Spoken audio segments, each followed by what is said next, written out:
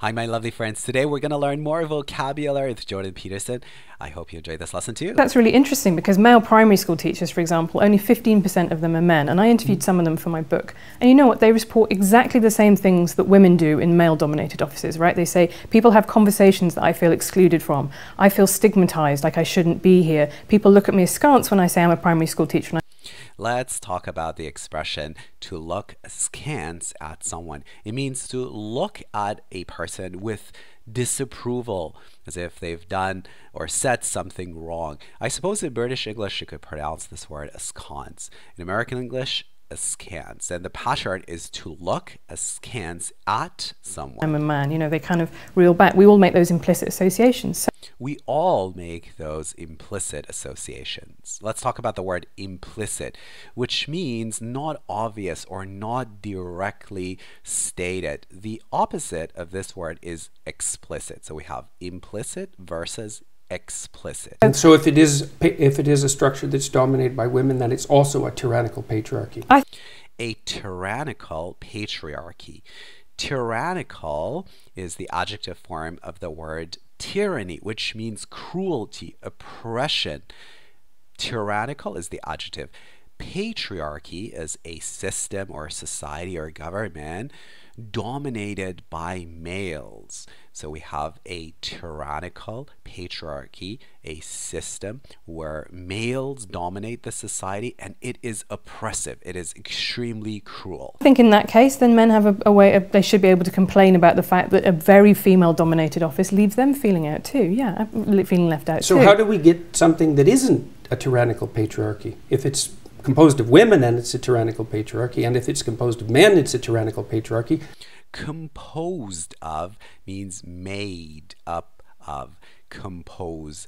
Pay attention to the pronunciation there with stress on p, so composed. We're kind of out of options. Right, but, well, or you could have a blend, an office in which a blend of people of both sexes work. So if it's 50-50, then it's not a tyrannical patriarchy. No, not 50-50. I'm saying that people... 40-60. I'm saying that there is clearly, when it is only 15% of male primary school teachers, they do feel marginalised and excluded.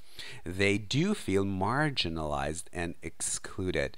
They feel like they don't belong. Margin is the noun. Marginalize is to put someone to the side, is not to include someone or a group of people. Marginalized.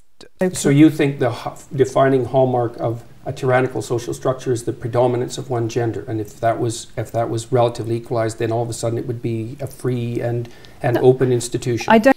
The hallmark is the most remarkable quality of something.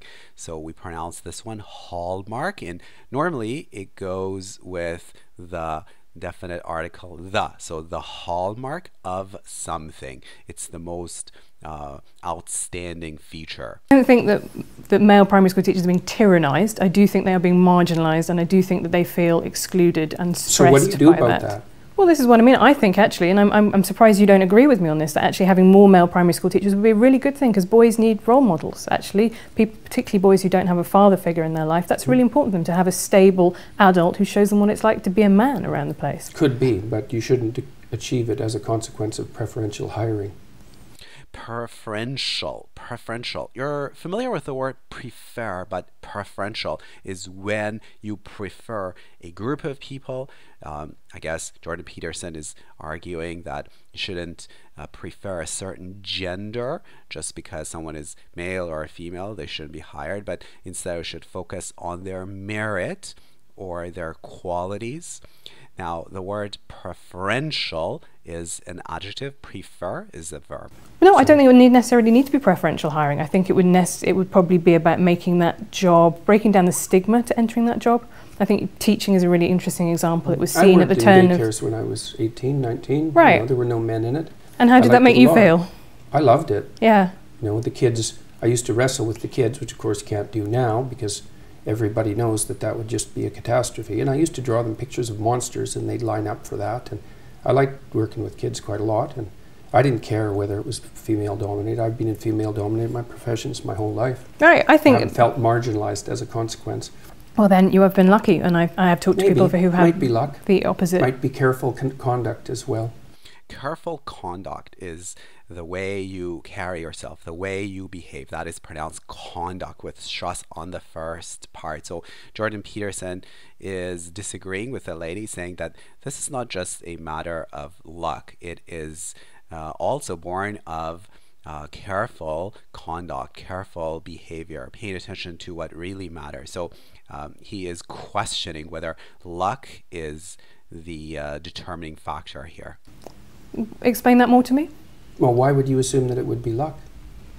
Well, if I say that, there is a statistical analysis and I've talked to a broad range of people, and you would always expect outliers at either end. Some people have had a really terrible time, some people have had a really brilliant time.